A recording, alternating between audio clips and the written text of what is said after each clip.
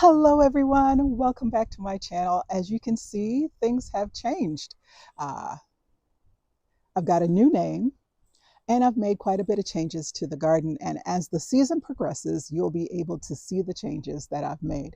I've added over 200 new plants to the garden and I think 7 or 8 new trees. So it should give us a bit more interest as we go around and tour the garden throughout the seasons. Today I want to take you around and show you what's blooming, and I'll try to do this on a weekly basis because with a garden as large as mine, there's always something new happening each and every week. I wanted to give you a good look at this Edgeworthia plant. You can tell that with the winds we've been getting in preparation for the storms tonight, it's shed a lot of its blooms, but I wanted you to just see how beautiful these blooms are, and they were covered. This is a pink dogwood tree right here, which is going to replace this one because it has slowly been dying. Another one was here and it died, so it's just a matter of time. Over here we have a quince bush that is still blooming. It's been blooming for about a month now.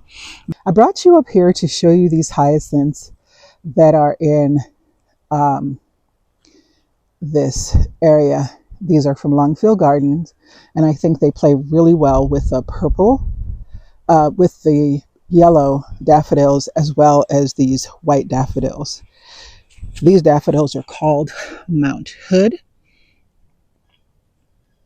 and they are a double bloom on the same stem. This tulip was left over from last year, and it looks like it's going to bloom. Several of them, actually. Look at these snowdrops. Aren't they lovely? One of my favorite spring blooms. This is a type of daffodil called the Von Scion. Every bloom is a bit different. Some have more yellow, some have more green.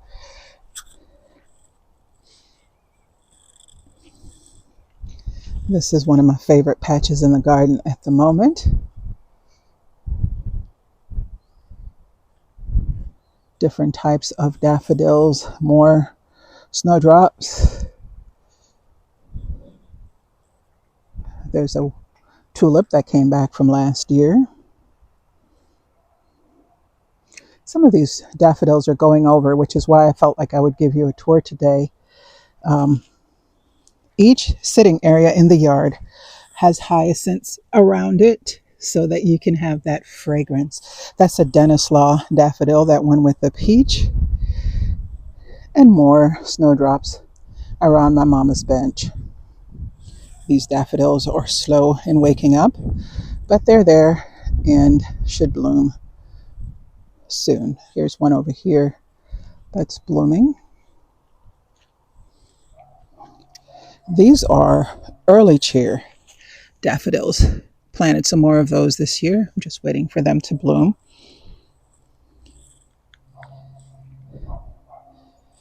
Here is egg and cheese daffodil. It's an old world variety. Here are some ice follies. This entire area is lined with ice follies. And then hellebores are blooming along here. This is a shade garden. I have another Edgeworthia here. And they smell heavenly, y'all. To me, they smell like a cross between a gardenia and a hyacinth. That is an Ann magnolia tree. It was full of buds. We had a late frost and all the buds froze. So those 4 blooms that you see there are the only true representation of what this tree does every year. I will include footage so that you can see what the blooms look like. They're very beautiful. Excuse me, Lola. More hyacinths. My dirty dog who keeps rolling in the mud. And then these that I planted in the pots, they are going to be blooming soon. So one of our videos, you'll get to see that. More tulips, and daffodils, some of which have gone over. You can see everything is waking up. Look at the fountain area as well as this area around the porch.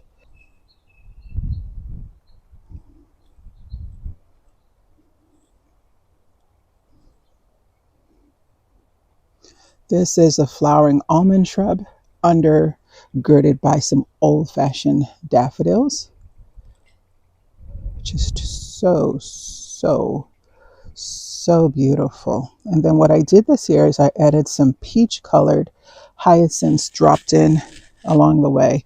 They'll multiply over time, and then this will be a really pretty spring display. Here's another one of those flowering almond shrub. And once again, more daffodils. I will be opening the fountains soon. I'm waiting for a replacement part for this one, and I ordered a second pump for the other one. This is a loropetalum, a French tree. You can see all the bright pink blooms on it.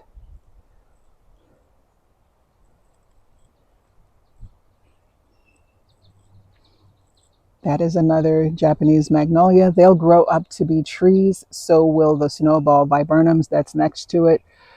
And it'll be a riot of color in the spring, both pinks and whites. Here's another Japanese magnolia. And of course, all the forsythias adding this lovely burst of yellow.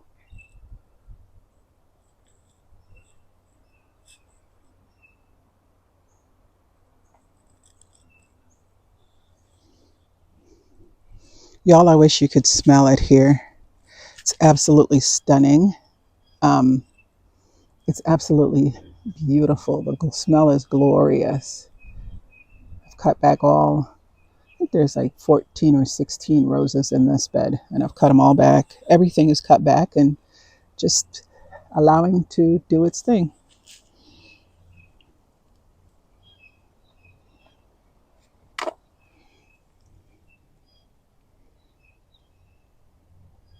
More, these were also supposed to be white, and they're yellow. Like I said, I'm not unhappy. There are two different types of yellow, and I planted some peach hyacinths around the perimeter of this bed, and they're doing what I wanted it to do.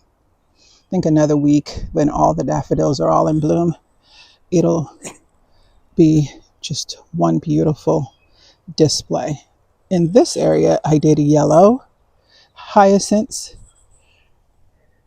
Here they are.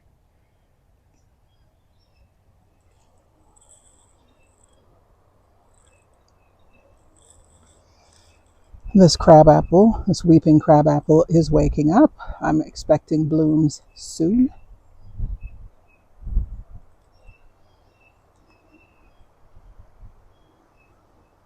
I also added quite a bit of alliums.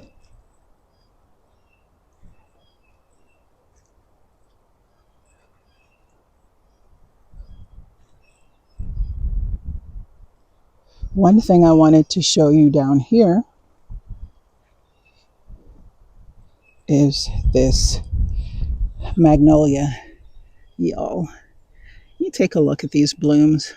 They are absolutely glorious. And the shrub is covered. Well, it's a tree, but it's a baby tree. It's covered. So pretty. These grow to be about 12 feet tall and 10 to 15 feet wide. So it's going to grow here and fill in this patio area.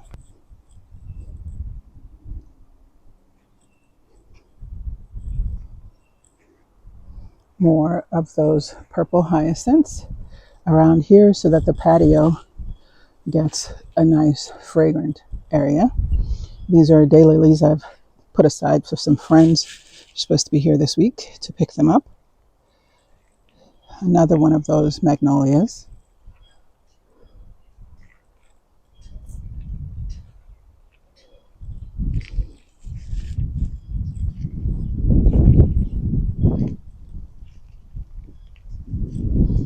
This is a double weeping peach. It's ornamental, and they're getting ready to open.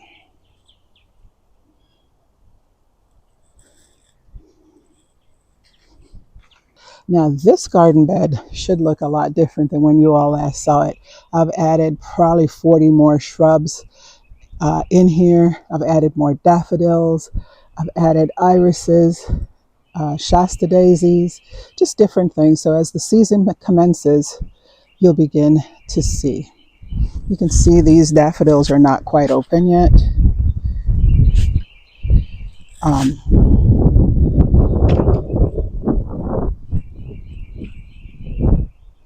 mhm.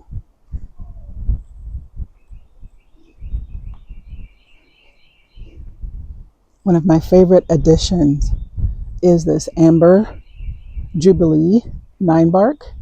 Look at the color on it, and when the sun hits it next to that yellow daffodil, how beautiful that is. This Zephyrdruin rose is just doing its own sweet thing.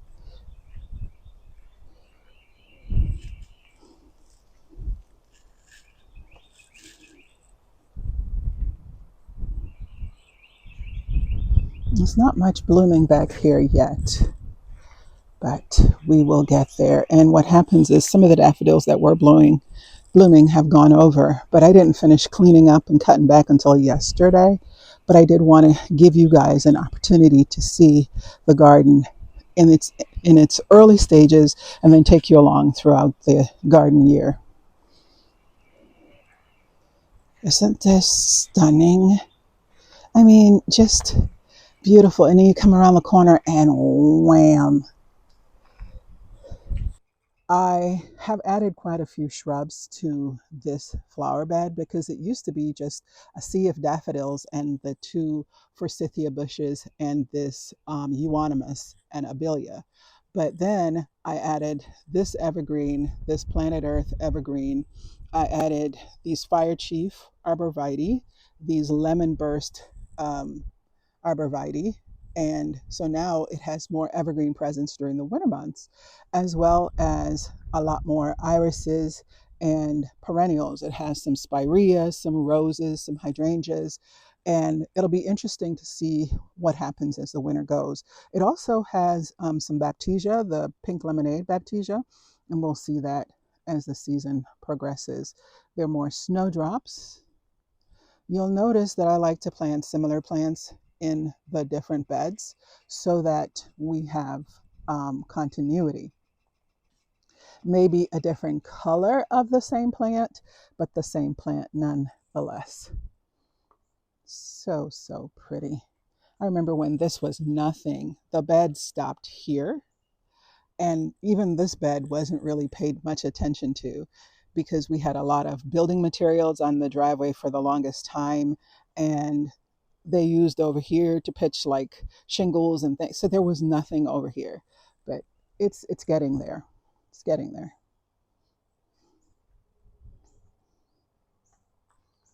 All the roses and spireas and everything is waking up. This is a Deodar Caesar cedar. I got it, I think, for $40 at Home Depot on clearance. It's going to add nice element of texture and color to the garden, and it's going to go right there to help shade my dad's tree because dogwoods need some shade, and then also to provide some interest at that end because it just looks like the garden ends. It needs something. So I'm going to plant this there tomorrow. Yeah. These also came back from last year. Aren't they pretty? Here's another peony over there.